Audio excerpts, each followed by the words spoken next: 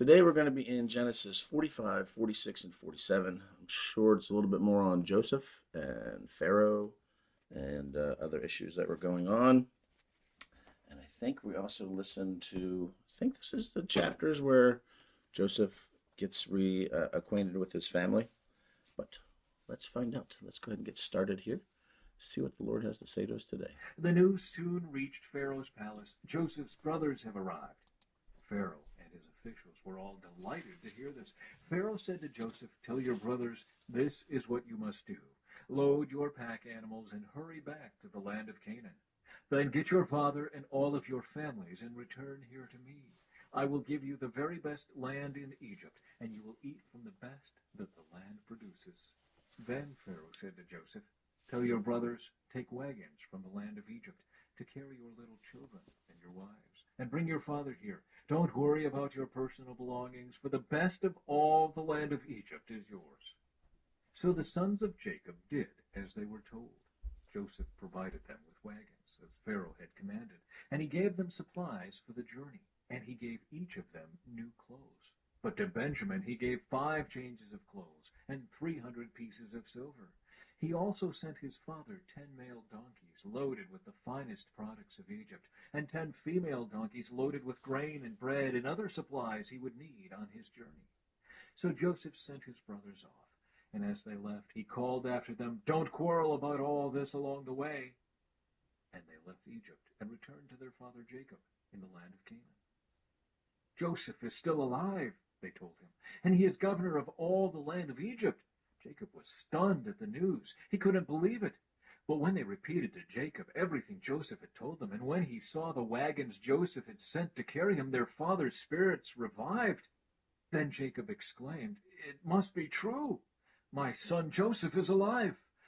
I must go and see him before I die."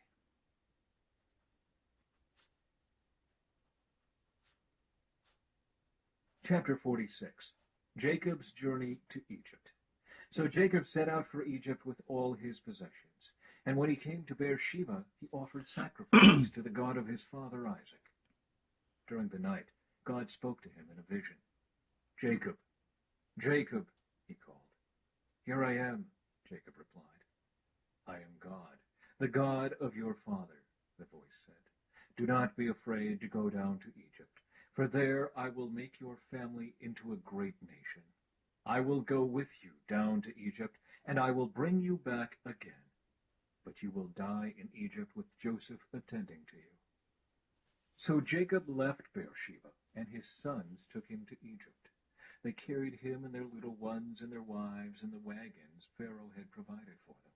They also took all their livestock and all the personal belongings they had acquired in the land of Canaan. So Jacob and his entire family went to Egypt. Sons and grandsons, daughters and granddaughters, all his descendants. These are the names of the descendants of Israel, the sons of Jacob, who went to Egypt. Reuben was Jacob's oldest son. The sons of Reuben were Hanok, Palu, Hezron, and Carmi. The sons of Simeon were Jemuel, Jamin, Ohad, Jachin, Zohar, and Shaul. Shaul's mother was a Canaanite woman. The sons of Levi were Gershon, Kohath, and Merari.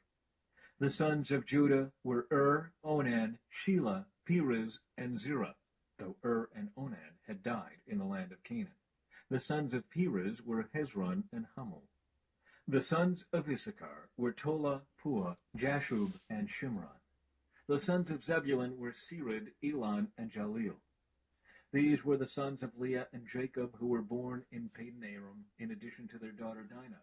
The number of Jacob's descendants, male and female, through Leah, was 33. The sons of Gad were Zephon, Haggai, Shunai, Esbon, Eri, Eradai, and Arli. The sons of Asher were Imnah, Ishva, Ishvi, and Beriah. Their sister was Sirah. Beriah's sons were Heber and Melchiah. These were the sons of Zilpah, the servant given to Leah by her father Laban. The number of Jacob's descendants through Zilpah was 16. The sons of Jacob's wife Rachel were Joseph and Benjamin. Joseph's sons, born in the land of Egypt, were Manasseh and Ephraim. Their mother was Asenath, daughter of Potipharah, the priest of On. Benjamin's sons were Bela, Becher, Ashbel, Gera, Naaman, Ehi, Rosh, Muppim, Huppim, and Ard. These were the sons of Rachel and Jacob. The number of Jacob's descendants through Rachel was 14. The son of Dan was Husham. The sons of Naphtali were Jaziel, Guni, Jezer, and Shillem. These were the sons of Bilhah, the servant given to Rachel by her father Laban.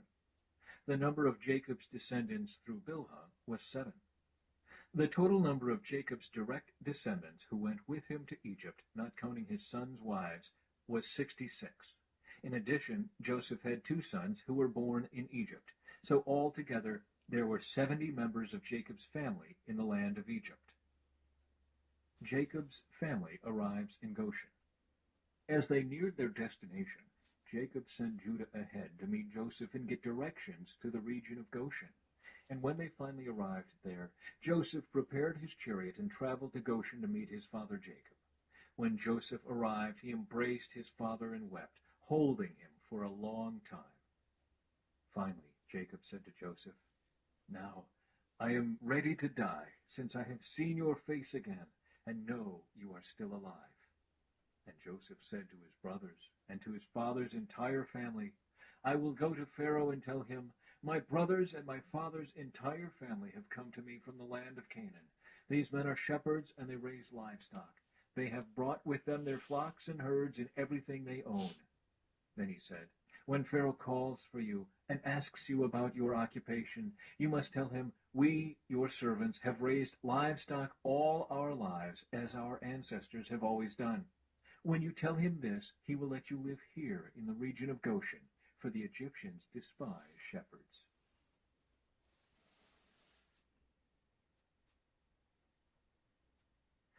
Then Joseph went to see Pharaoh and told him, "My father and my brothers have arrived from the land of Canaan.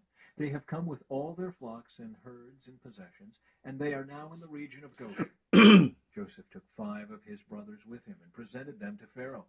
And Pharaoh asked the brothers, "What is your occupation?" They replied, "We, your servants, are shepherds, just like our ancestors. We have come to live here in Egypt for a while, for there is no pasture for our flocks in Canaan.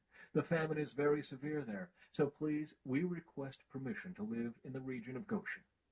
Then Pharaoh said to Joseph, "Now that your father and brothers have joined you here, choose any place in the entire land of Egypt for them to live. Give them the best land of Egypt, let them live in the region of Goshen, and if any of them have special skills, put them in charge of my livestock too."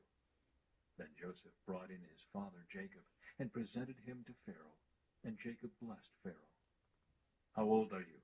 Pharaoh asked him.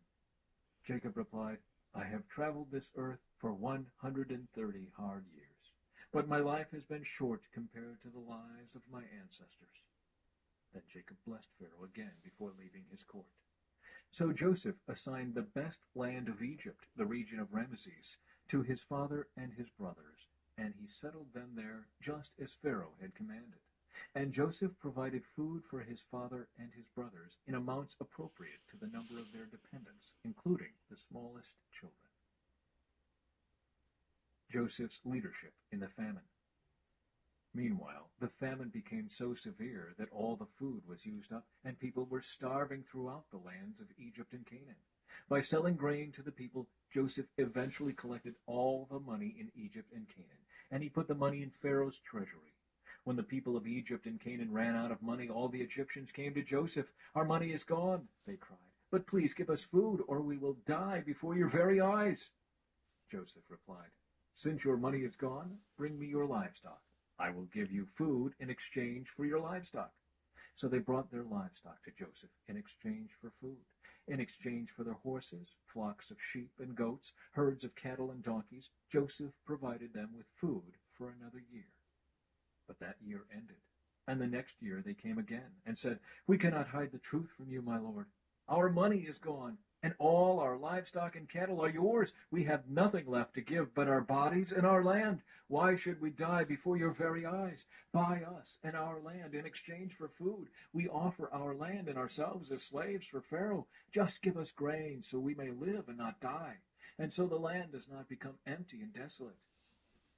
So Joseph bought all the land of Egypt for Pharaoh. All the Egyptians sold him their fields because the famine was so severe, and soon all the land belonged to Pharaoh. As for the people, he made them all slaves, from one end of Egypt to the other. The only land he did not buy was the land belonging to the priests. They received an allotment of food directly from Pharaoh, so they didn't need to sell their land. Then Joseph said to the people, "Look, today I have bought you and your land for Pharaoh. I will provide you with seed so you can plant the fields. Then, when you harvest it, 1/5 of your crop will belong to Pharaoh. You may keep the remaining 4/5 as seed for your fields and as food for you, your households, and your little ones." "You have saved our lives," they exclaimed. "May it please you, my lord, to let us be Pharaoh's servants." Joseph then issued a decree, still in effect in the land of Egypt, that Pharaoh should receive 1/5 of all the crops grown on his land. Only the land belonging to the priests was not given to Pharaoh. Meanwhile, the people of Israel settled in the region of Goshen in Egypt. There they acquired property, and they were fruitful, and their population grew rapidly. Well, started out where Joseph's family came back and they were reunited, and then we heard, of course, in the Old Testament, there's a lot of this, sons of sons of sons of sons and sons and sons, and that goes on forever and ever. And sometimes you think, why in the world are all these names in here? It's important. I mean, your family's important, my family's important. You look back at your history and realize that's why you are who you are today. So yes, it does come kind of boring, but it is there for a reason. But again, we end this little bit of reading or listening with the people were starving, and we're in that time again. Everything's in a cycle in this world, and we're in that time again. And I think that if we don't prepare properly, you're going to see a lot of people starving, and there's people starving today. So I'm gonna have some videos coming out that are more on the preparing side, the prepping side, to make sure you're secure for your future spiritually, which we're doing now, physically, which means working out, and then your well-being, which is your food. So we're going to cover all three bases, and whether you listen or not, that's up to you. I can only lead you to the well. I can't make you drink. So let's go ahead. Let's pray. We'll get started for our day. Lord, thank you for this day. Thank you for your word. Thank you that little things in your word come to us and teach us things. I pray that we can apply them to our lives today. I pray that you'll bring us back tomorrow and we can get deeper into your word. Thank you for all that you do for us. In your name, amen. Come back tomorrow. Let's see what the Lord has to say. Have a good day.